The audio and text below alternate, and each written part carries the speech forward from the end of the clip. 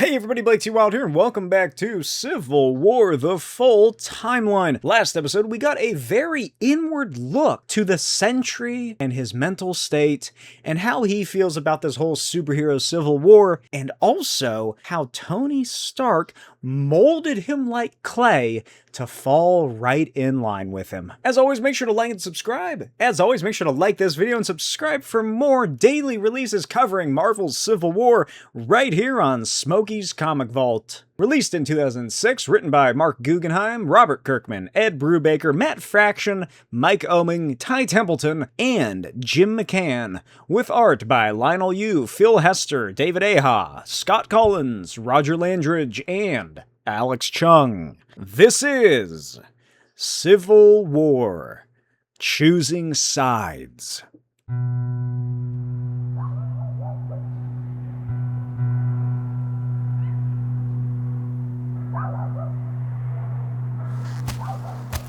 Unit 2, this is Unit 1, perimeter clear.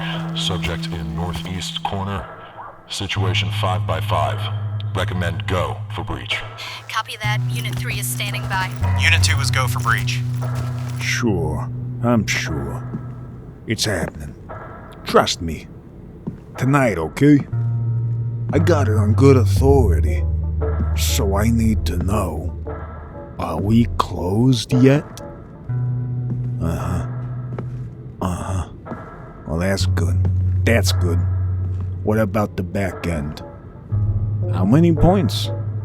What about residuals? Oh, that's fantastic. Foreign and domestic? Now for the TV show, I want Belanti and book rights to Meltzer. And for the movie, Zalian of Cope. No. Guggenheim. On the other Guggenheim, the one that wrote the hockey movie.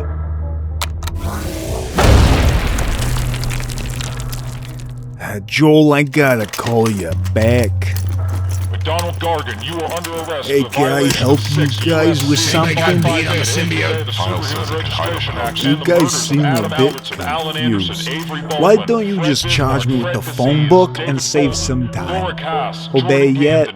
Shoot your buddy. It's not me! It's not me! Calling backup! Requesting immediate backup, please! It's not mind control. It's my control. Oh, here we go. Songbird and radioactive Taking man. you in, Gargan. As a prisoner or a future Thunderbolt, you decide. And well, my agent says the rights to my life would be a little more if I goosed up the body count before I went legit. But I already got one bird with this big black stone. Alright. I got a question though. Where do we sign?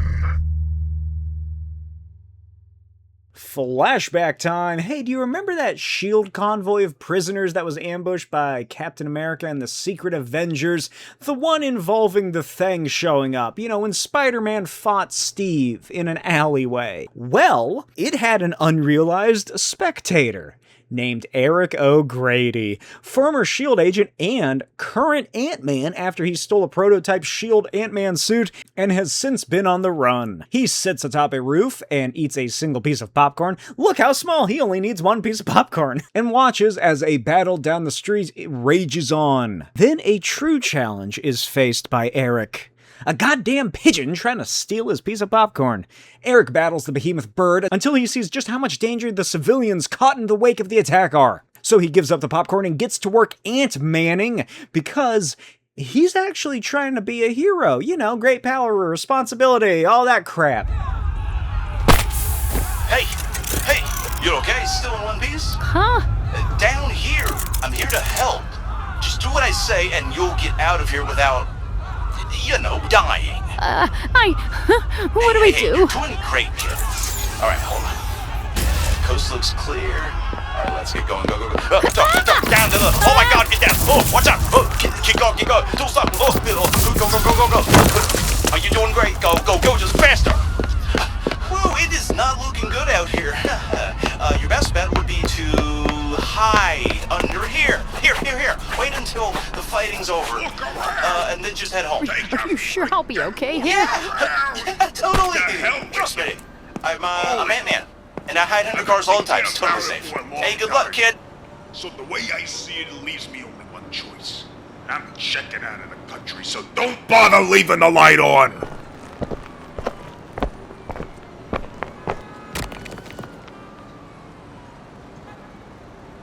Hey, it's all right. Come on out now. Everything's okay. The bad guys are gone. Are you injured? Are you okay? No. Ant-Man helped me. Hank, you have something to share? Hey, don't look at me. I designed a new Ant-Man suit for S.H.I.E.L.D, but it was stolen. And you're sure it's him? She identified. Alright, I'm en route. We should be able to trace the Pym particle residue before it dissipates. Who knows what evil plans that bastard has for the suit. We need to stop it before he does any real damage. Ladies, here I come. I love being... Sometime later, as night holds heavy over the city, Danny Rand, Daredevil, lands before a group of thugs trying to rob and rape a woman, and the woman radios in that he took the bait. She draws her handgun on him and places him under arrest by S.H.I.E.L.D. as lasers shine down on Daredevil, but he's able to acrobatically escape every tranquilizer and maneuvers out into the city. And much later, as the moon begins to fall and the sun rises, Danny returns to his penthouse home. He enters via high-level security and listens to all of his missed calls from his company, but he ignores it all and activates a statue of the Buddha, which opens up to a secret chamber that leads to his training dojo. The lights activate, and they shine down upon the Iron Fist suit, and the empty mannequin, which normally holds his Daredevil attire. Danny removes his mask and holds it in hand, and remembers that night when he last saw Matt Murdock after he broke out of prison. You're sure? It's not a burden? It could be a lot longer than a few weeks. Matt, it's an honor. In fact, as terrible as it might sound, I've enjoyed it. Getting out into the world again, kicking some guys in the face. Sometimes we get so wrapped up in our own drama we forget we're not alone on this stage. And now that guys like us are being hunted, guys that need secret identities, I mean. Luke's always been Luke. You and I, we have these other lives, and... Matt? I'm sorry, I was miles away. You said the Ramjet will be waiting at the runway? It'll be there. But what I said was, I can carry your weight, and I will keep wearing the suit until you don't need me to anymore. And back in the present, Danny thinks of his past, of his upbringing as a living weapon, of the moments immediately after he defeated S.H.I.E.L.D the Undying in Kunlun, and when his flesh was marked by the dragon. He remembers the seconds that felt like eons as he walked into the chamber in which a brazier held the dragon's molten heart, and how he plunged his arms into it, and he became the immortal Iron Fist. But he will not go back on his promise to Matt Murdock, and he will continue to wear the mask of the devil to fight this war in his place. But in time, he will return to carry his own burdens once again. Flashback time! As the Registration Act started to really swing through the country, at Avengers Tower, Captain John Walker, aka U.S. Agent, was called to meet with Tony Stark. And he does so by infiltrating the tower, only to get caught by Tony. Walker tells him he was just pointing out some holes in the security, and Tony tells him he's good, but not that good. Yeah, good enough to get past S.H.I.E.L.D. But not me. Still, your service as the U.S. agent has been stellar, and your work with the registration has resulted in the capture of dozens of criminals. I'm hearing a but coming. But you're about to serve your country in a different way. What are you talking about, Stark? You trying to get rid of me? John, had I wanted you gone, you would be gone. The fact is, you're the best at what you do. The best. I don't like you, but I respect you. So I'm reassigning you. There's only a handful of men that I trust with this, and you are top of the list. Well, alright. You're going to Canada and joining What? the new Joint Country Alpha Flight program as the American liaison. Screw you, Stark. Canada! The You wanna Canadian assign government me no to longer has the freaking assets to deal Canada? with the influx of superhumans flooding their borders. Canada supplies the U.S. with 20% of its oil. A good deal of our energy and infrastructure is directly tied to Canada. Their security is a top priority for S.H.I.E.L.D. And you need to go and protect those interests. Oh, this is just... If you want my red, white, and blue ass going to serve under Dudley Do-Right, you're insane. You'll do as ordered, Walker. Well, not this time. I have more important issues on the home front. If you don't, John, I'll have you court-martialed. Fine.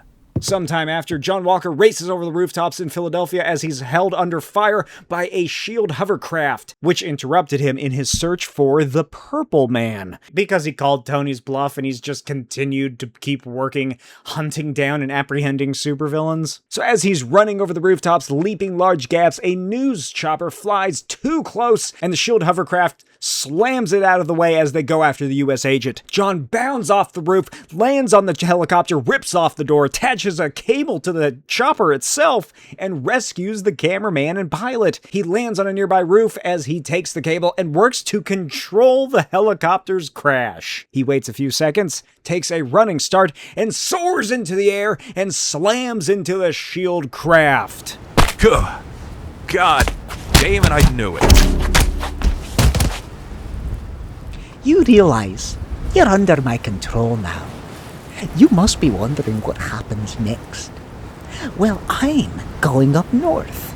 All this Superheroes United stuff is becoming rather annoying. But in the Great White North, you and your boys cannot touch me. And as for you, Mr. Walker, you're lucky I don't have time to do more with you. But I've got a plane to catch. Give me your shield. Thank you. Fall.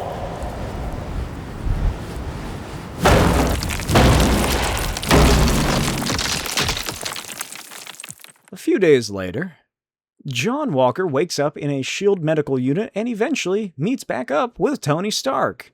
Tony notes that the last time they crossed paths was pretty unfortunate, but he hopes the painkillers keep John nice and level-headed this time. John asks where the Purple Man is, and Tony tells him he escaped to Canada, and that they found the stolen hovercraft near Niagara Falls. John sighs and asks if Stark always gets his way, and if his order for Alpha Flight still stands. Tony smiles and says, hey, John wasn't interested last time they talked. John tells him to get him to Canada ASAP.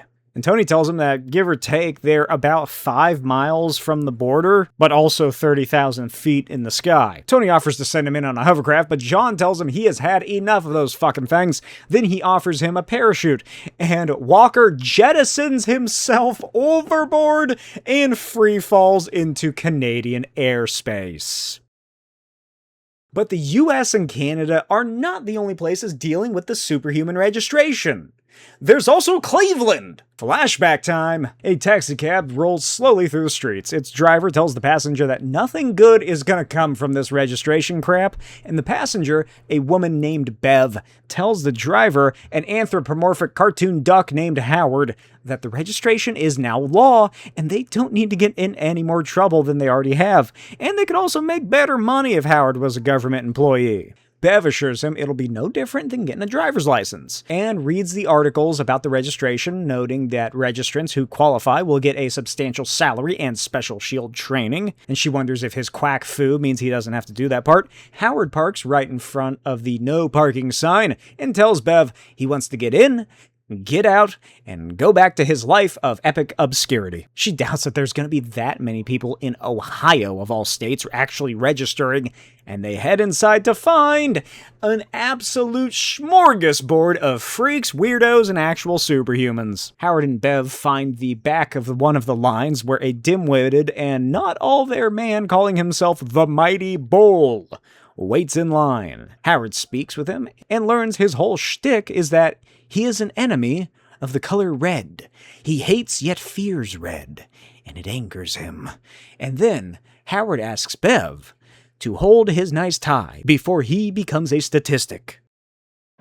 You want to know why we have to go into the government in a single file, Bev? Because if we all came at him at once, we could take him.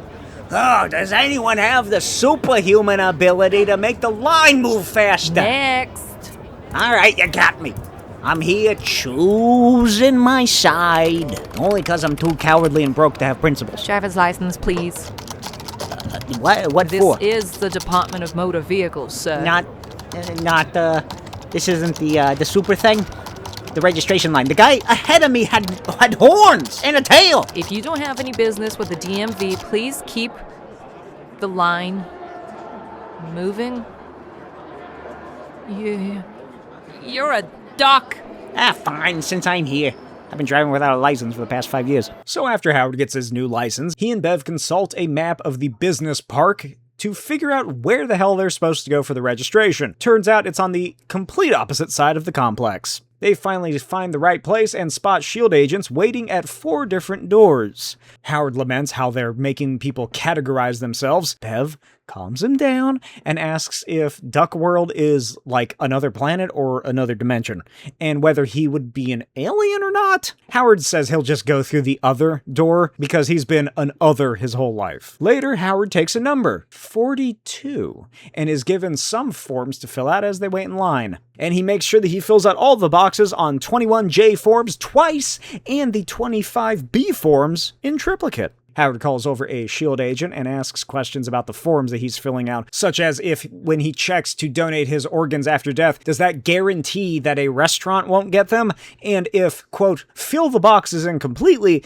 means that he has to color it in, not just make an X. And what the hell is the deal with the part that says right below the line, but also not right below the line? And as he's complaining and just asking stupid questions, a man comes up and tries to flirt with Bev, revealing that his superpower lets him grow out his beard hair on command.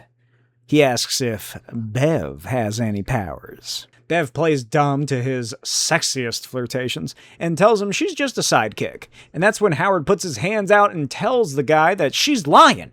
She has the power to turn men into ducks. He used to be Shaquille O'Neal. And the man backs off in a hurry. Then Howard's number is called. The two are led into a cubicle as he explains the situation to the agent. He's Howard T. Duck. She's Bev, the sidekick. They are a team and refuse to be split up, and he's also an expert at quack fu. The agent calls her supervisor over because everyone has heard about the Duck Man. And not long after, a man marches up to them carrying a massive binder, which is S.H.I.E.L.D's official file on the extraterrestrial Howard the Duck. Bev nervously says it looks like they've been compiling that for a couple years, and the agent tells her it's everything from the past month. Since I became S.H.I.E.L.D. Regional Director for Supernormal Affairs in Ohio 4 years ago, each and every month, we get over 300 witnesses reporting about the Duck Man of Cleveland. Duck Man driving cab, Duck Man cursing at hot dog vendors, Duck Man chasing exotic dancers, and scrolling graffiti all over bus stops. Dozens and dozens of reports on my desk every day. And each time it happens, we tell them that they're drunk or unbalanced, or they didn't see what they saw. It became official policy a year ago that you don't exist, Howard, because it saves paperwork and time. Well, here's a mouthful of reality. I'm here. I'm feathered. Get used to it. I don't have to do any such thing. I've known you actually exist. You nearly ran me over with your cab. And you were such an asshole about it that I decided that you didn't deserve the place in the universe that God gave you. That is official government policy. You can't wish away reality when it doesn't fit policy. I exist. You can't make me into a non-person with the wave of your finger. Of course you're a non-person. You're a duck. So the director of S.H.I.E.L.D. in Ohio has Howard escorted out by S.H.I.E.L.D. agents. They head back to the cab and Howard is exuberant. Bev asks, why? After all this, they're not even going to get paid. He's not going to get registered. And Howard tells her this is the greatest outcome because he doesn't officially exist. No more parking tickets, no more taxes, no more jury duty. He couldn't even vote if he wanted to. Ignore when he tried to run for president. And best of all, he doesn't have to bother registering. And as they prepare to drive off, Howard spots the mighty bull wandering towards the registration building, and he calls out and tells him to make sure he heads through door number 4. And sometime later at the Springfield movie theater, the Cooper family hang out after the picture in the arcade. Harley Davidson Cooper tries to fiddle with a machine and plugs it back in when she's struck by lightning.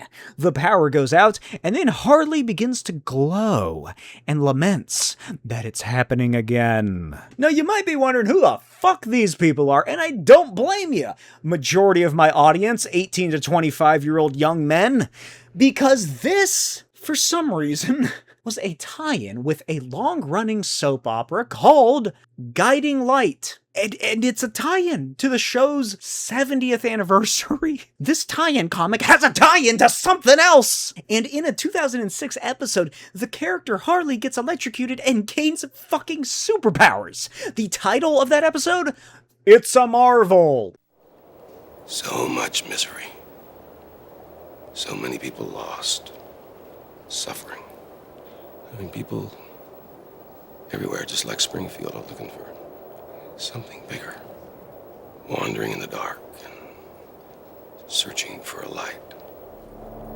Something to guide the way. Babe, I'm gonna go check on the lights, okay? No, because you're the one who wired this house in the first place. I will go. Can we get some help here, please? What is going on with the electricity tonight? Gus, what happened? What happened to her? It was Halloween lights and she was wet. She touched them and she got electrocuted. Right. She hasn't opened her eyes since. Give me the crash card. Oh, what was that? For too long, Springfield has suffered in the dark, looking for a savior, searching for hope and guidance. I can be that hope. I am that hero. Dash and Dash Carnage have escaped.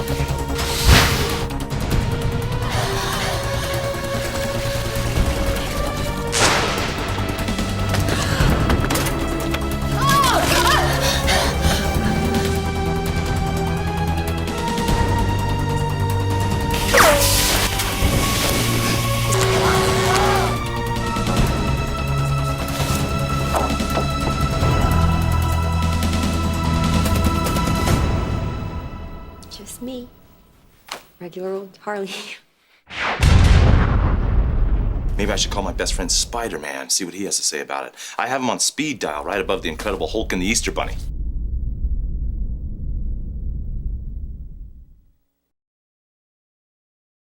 And this is like a sequel to that. Meaning, I guess, that the entirety of Guiding Light is in some way canon to the Marvel Universe. But the story itself doesn't even tie into the Civil War at all. If anything, it's a prequel to the Civil War because the new Avengers all appear, and I suppose it's a way to tie in the arrests of the Sinister Six members that we don't see really doing much later, so that could explain why they're not, like, showing up in Spider-Man's books or whatever. Wait a minute! That's Eddie Brock! He hasn't been Venom for 2 years! He sold the suit off and donated the money to charity after he decided to die of cancer! What is happening? What is this? Unfortunately, as much as it pains me to say this, Guiding Light the soap opera might not be canon to Earth 616. But what if it's set in a world where the Stamford incident and Civil War as a result never happened? It's a terrible story. I'm not going to be covering this, although I do like the art a bit. So I hope you enjoyed. Let me know what your thoughts were in the comments below. I love a good anthology. I love Mac Gargan as Venom. This was really the big introduction to Venom in the comics for me. So I think it's just the Venom I prefer. I like the horrible monster, the grotesque creature that brutalizes and murders. I don't care for quippy Venom or like lethal protector Venom or fucking winged Venom. I like this one. I like freak Mac Gargan with it. And all of these stories, except for the last one, were so well done and work fantastically as little standalone vignettes that occur through time, like from just after Stamford into the present where we are now in these surrounding episodes in this series.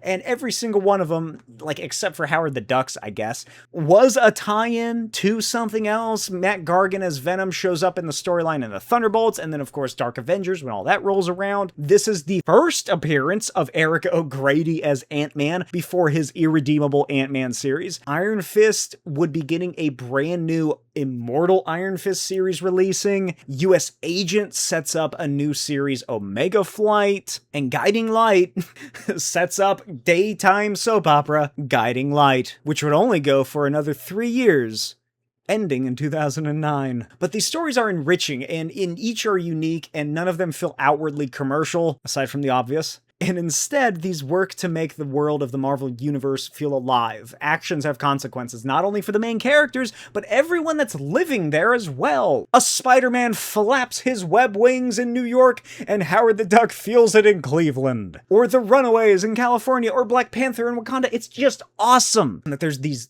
kinds of overlaps. I really love it. And I also like that S.H.I.E.L.D. apparently have different color uniforms. Seemingly, these are for like regional offices or maybe administrative units, like the red suits. Obviously, it's a joke because of the Mighty Bull, and that's the whole setup. He's gonna lose his shit in Rampage and get arrested by S.H.I.E.L.D. But I quite like the look, and I do really like the idea of color-coded outfits. But those are my thoughts. Let me know your thoughts. Let me know your thoughts on my thoughts. And as always, check out the Patreon, patreon.com/Smokey's videos for early access to videos, movie commentaries, all of my comics posted on there as well, and my Etsy shop, BlakeTWild.etsy.com. Every purchase comes with a free head sketch, fully colored of any character of your choice. And I'll see you next time. Bye!